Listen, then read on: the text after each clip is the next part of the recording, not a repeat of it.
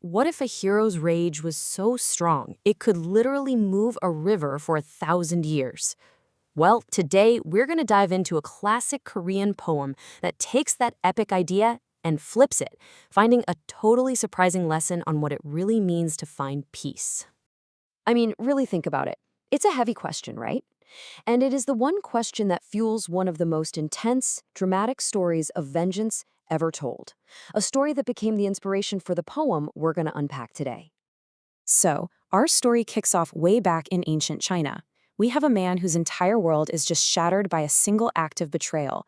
And that one moment sets off a quest for revenge so epic, its echoes are still felt thousands of years later. Okay, so let's meet the man at the center of all this. This is Jaseo. Now, he was a real historical figure from China way back in the 5th century BCE. But what's so fascinating is that his story was so powerful, it crossed borders and centuries, eventually becoming the subject of this incredible Korean poem. So here's the setup. A nasty court conspiracy gets his father and his brother executed. Now, his brother just sort of accepts his fate, but Jaseo? No way. He refuses to go down. He manages to escape, and as the last man standing, he makes this incredible vow to bring down the entire kingdom that wronged his family. And believe me, this wasn't just some simple revenge plot. Jaseo's life was an absolute epic. We're talking insane hardship, brilliant military strategy, and a kind of brutal, relentless determination that is just hard to wrap your head around.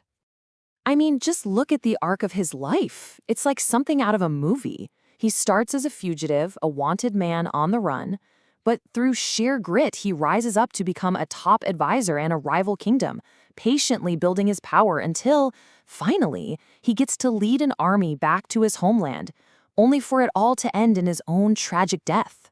And just to give you some perspective, the journey itself was just monumental. Escaping the state of Chu, making his way to the rival state of Wu, we're not talking about a quick trip. This was a treacherous trek across a huge swath of ancient China.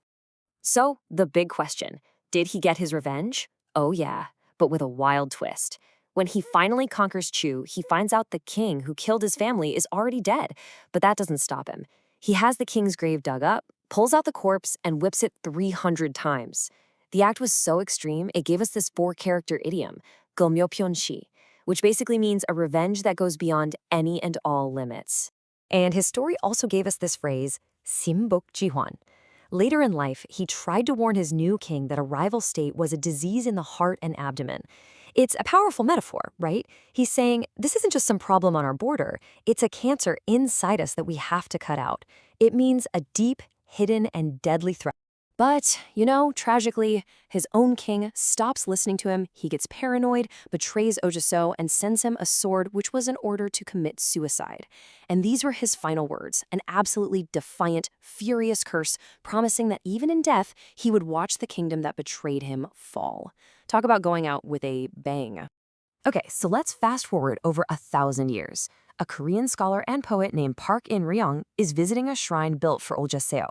He's thinking about this wild, incredible story of rage, and he starts to see something else entirely, something much deeper. Right, so after Jaseo's final defiant words, the king, in a rage, had his body dumped in this very river. But the local people, they saw him as a hero, so they built a shrine for him right on the riverbank. And it was right here, watching these incredibly powerful river tides, that Bak In-ryang got the inspiration for his poem. All right, now for the really fun part. Let's break down this amazing little 4-line poem. We're going to look at the original characters, which are called hanja in Korean, to see how the poet masterfully builds his argument, piece by piece. Okay, first line up. This one is a direct callback to Jaseo's chilling last words that we just talked about. This is what's so cool about reading poetry in hanja. You can see how the image is built. It starts with the character kwe, to hang, and an, eye. Then dongmun, the east gate. He's literally painting that picture for us. And he ends with bamiso, the anger has not disappeared. So the whole point of this first line is to establish that Jaseo's anger is so massive, so powerful, that not even death can stop it. This is a supernatural, eternal kind of rage. Now let's go to the second line, where the poet takes that supernatural rage and connects it to the raw power of the natural world.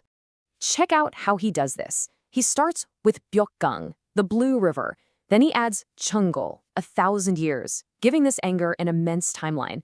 And finally, he gives it a physical form, Pado, or waves. He's building this incredible metaphor that the river's constant churning waves are Ojaso's unending rage. And this taps right into that local legend we mentioned. People believed that the river's famous tidal bore, these huge, powerful waves, was actually the spirit of Jaseo, still raging, still fighting 1,000 years later. How amazing is that? Okay, get ready for the big turn. The last 2 lines are where the poet pivots. He stops telling the old story and delivers a sharp, powerful critique of the people of his own time, and maybe ours too. And there it is, the punchline.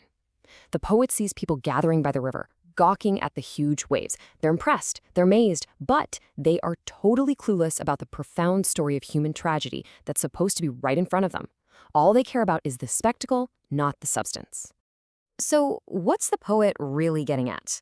Why set up this contrast between the spectacular waves and this forgotten story of a hero's fury? Well, his point is that we humans are so easily distracted by the big, loud, flashy stuff.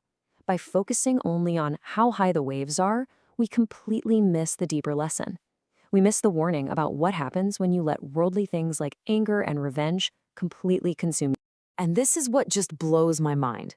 We have an 11th century Korean poet using a legend about a Chinese hero from the 5th century BCE to teach us a lesson that feels like it could have been written this morning. The poem is really a powerful warning. Think about it. Jaseo, for all his genius and power, never found peace. He was trapped forever in a cycle of rage because he couldn't let go of worldly things like honor and revenge. The poem suggests his spirit is still down there, raging in that river. But the poem doesn't just leave us with a warning. It hints at the answer. The way to break out of this tragic cycle isn't through more fighting, more anger. It's through the wisdom of jijok. It's a Korean concept that means finding contentment or knowing when you have enough.